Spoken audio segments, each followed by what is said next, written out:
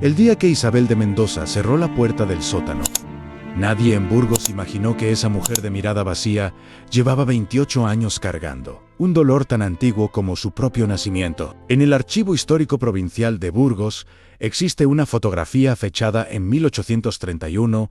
En ella aparece doña Beatriz de Alarcón, una mujer de 43 años, vestida con la sobria elegancia de la burguesía castellana. A su lado, una niña de apenas 9 años llamada Isabel, con las manos cruzadas sobre el regazo y los ojos bajos, como corresponde a una señorita educada. La imagen respira respetabilidad, piedad, orden. Lo que nadie sabía entonces era que detrás de esa composición perfecta se escondía un infierno que duraría casi 3 décadas. Isabel nació en 1822, hija única de don Rodrigo de Mendoza, un terrateniente próspero, y doña Beatriz de Alarcón, descendiente de una familia noble, venida a menos. La casa familiar, una casona de piedra en las afueras de Burgos, era allí mirada por todos. Beatriz era conocida por su fervor religioso, su caridad hacia los pobres y su mano firme en la educación de su hija. Pero lo que sucedía tras las puertas cerradas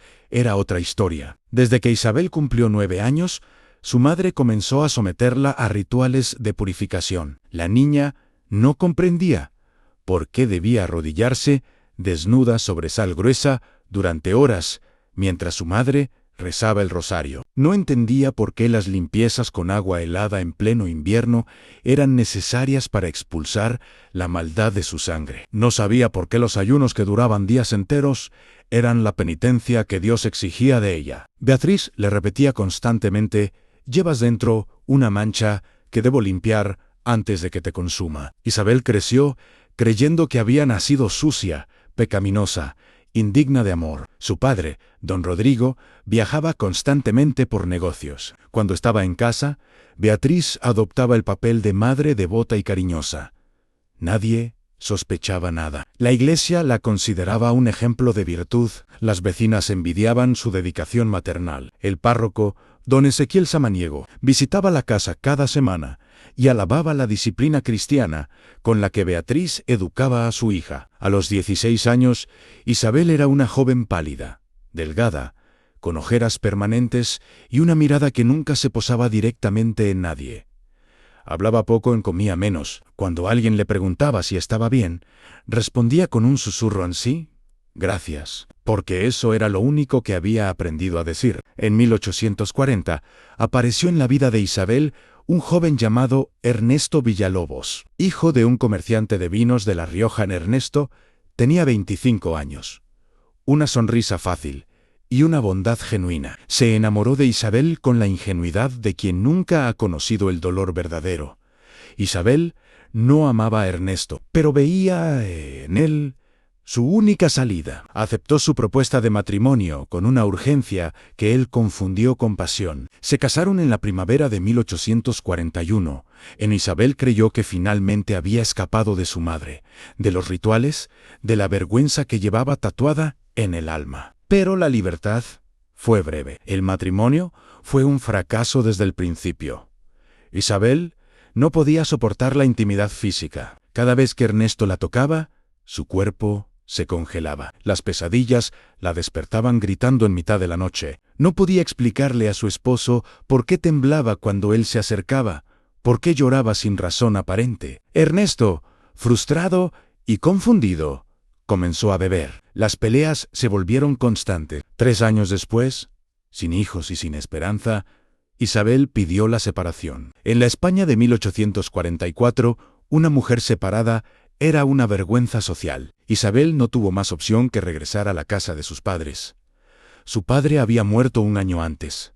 Solo quedaba Beatriz, y Beatriz la estaba esperando. «Sabía que volverías», le dijo su madre, el día que Isabel cruzó el umbral con su baúl de ropa. «La mancha siempre te traería de vuelta». Los rituales se reanudaron con más intensidad. Isabel ya no era una niña, pero seguía siendo prisionera. Ahora vivía en el ático, en una habitación pequeña y fría. Beatriz controlaba cada aspecto de su vida, cuando comía, cuando salía, con quién hablaba. Isabel intentó buscar trabajo como institutriz, pero su madre saboteó cada oportunidad. Nadie querrá una mujer marcada por el fracaso, le decía. Pasaron los años. Isabel cumplió 30. Luego 35. Su juventud se evaporó entre las paredes de esa casa. Se convirtió en un fantasma que limpiaba, cosía y obedecía. Hasta que un día de 1850, mientras limpiaba el ático, encontró un baúl antiguo escondido bajo las tablas del suelo. Dentro del baúl había un diario. Las páginas amarillentas estaban escritas con la letra temblorosa de su madre, fechadas entre 1820 y 1821. Isabel leyó con las manos temblorosas. Don Fermín de Osuna me forzó en la bodega después de la fiesta de vendimia. Tenía 18 años. Él era amigo de mi padre, a nadie me creyó. Mi padre me llamó mentirosa. 3 meses después, descubrí que estaba encinta. Me obligaron a casarme con Rodrigo de Mendoza, un hombre mayoere que necesitaba herederos y no haría preguntas. Cuando nació esa niña, vi en sus ojos los ojos de Fermín. Cada día que la miro, veo al monstruo que destruyó mi vida. Lleva su sangre, su pecado. No puedo amarla, solo puedo purificarla. Isabel dejó caer el diario. Sus manos temblaban con tanta violencia que apenas podía respirar. Todo encajaba. Su madre nunca había sido cruel por maldad. Había sido cruel porque cada vez que miraba a Isabel, revivía su propia violación. La niña era el recordatorio viviente de su trauma, y Beatriz había intentado exorcizar su propio dolor a través del castigo.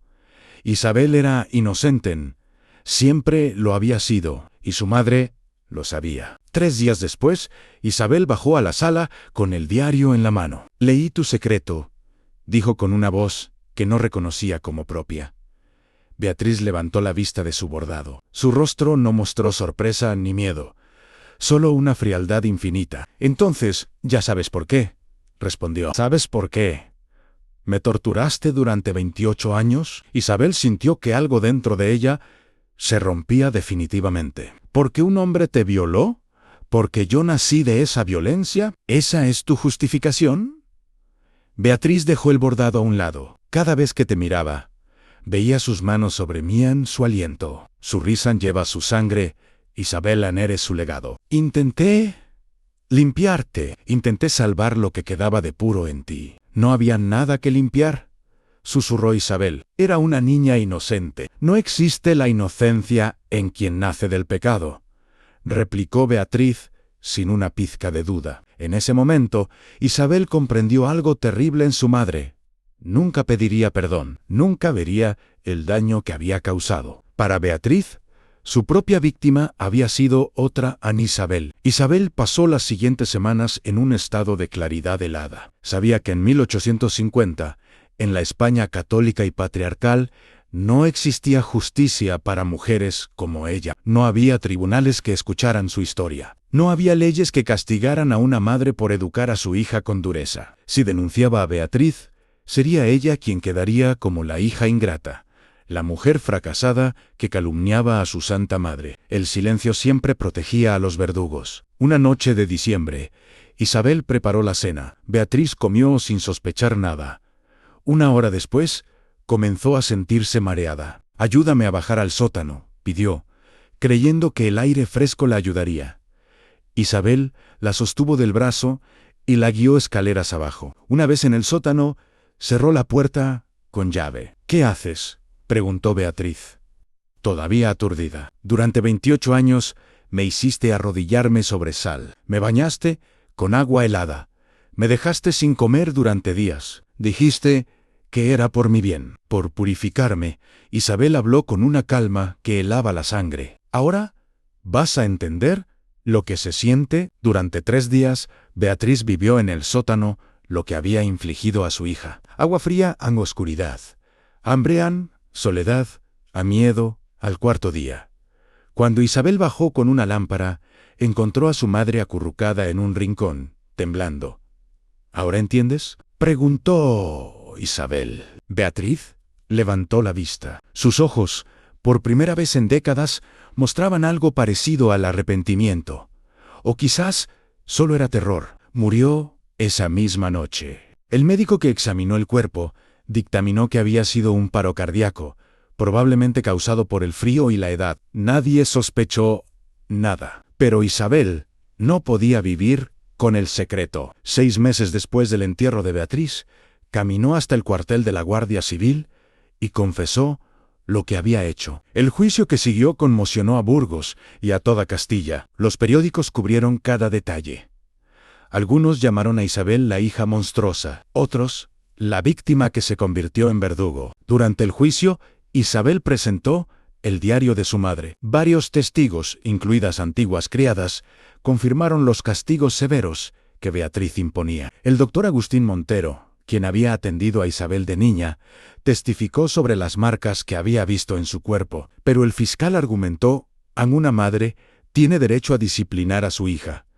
Una hija no tiene derecho a matar a su madre. Es la ley de Dios y la ley de los hombres. En su declaración final, Isabel habló con una dignidad que estremeció al tribunal completo. Isabel cumplió 18 años de su condena en la prisión de mujeres de Burgos. Nunca habló de arrepentimiento. Enseñaba a leer a las otras presas. Escribía cartas para quienes no sabían hacerlo. Y cada noche, antes de dormir, susurraban: soy inocente. Siempre lo fui. Fue liberada en 1868, a los 46 años. No tenía familia, ni hogar, ni futuro. Pero tenía algo que nunca había tenido antes en libertad. Dedicó sus últimos 20 años a una causa singular. Visitaba orfanatos, conventos y escuelas para hablar con niñas y jóvenes. Les mostraba la fotografía de 1831, donde ella aparecía junto a su madre. El silencio protegió a mi verdugo durante 28 años. No permitan que el silencio las proteja a ustedes también. Isabel de Mendoza murió en 1888, a los 66 años, en un asilo de Valladolid. En su testamento dejó escrito: en que nadie llore por mí, pero que todos recuerden. El peor crimen no siempre es el que se comete con las manos, sino el que se permite con el silencio. Esta historia nos confronta con una verdad incómoda. Aunque el mal no siempre lleva rostro de villano, a veces lleva el rostro de una madre respetable, de una mujer que también fue víctima, pero que eligió perpetuar el ciclo del dolor en lugar de romperlo. Nos recuerda que el silencio nunca es neutral, que cuando una sociedad entera mira hacia otro lado, se convierte en cómplice, que la respetabilidad y la piedad pueden ser las máscaras más peligrosas. Y ahora, querido espectador, debo hacerte una pregunta que me quita el sueño. Si hubieras sido Isabel, si hubieras cargado durante 28 años el peso de una culpa que nunca fue tuya, si hubieras descubierto que tu propio nacimiento fue el castigo que tu madre te impuso por el crimen de otro, ¿habrías podido perdonar? ¿O habrías elegido el mismo camino que ella? Y si esta historia te ha removido algo dentro, si te ha hecho pensar en el precio del silencio y en las víctimas invisibles que viven detrás de las fotografías perfectas, te pido que te suscribas a este canal. No por mí, sino porque estas historias necesitan ser contadas. Porque el olvido es la victoria final de los verdugos. Y porque cada testimonio del pasado es una advertencia para el presente. Nunca olvides las apariencias. Siempre engañan, las fotografías siempre mienten, y el silencio siempre protege a quien menos lo merece. Hasta la próxima historia, y cuida de los tuyos, porque a veces el mayor peligro vive bajo el mismo techo.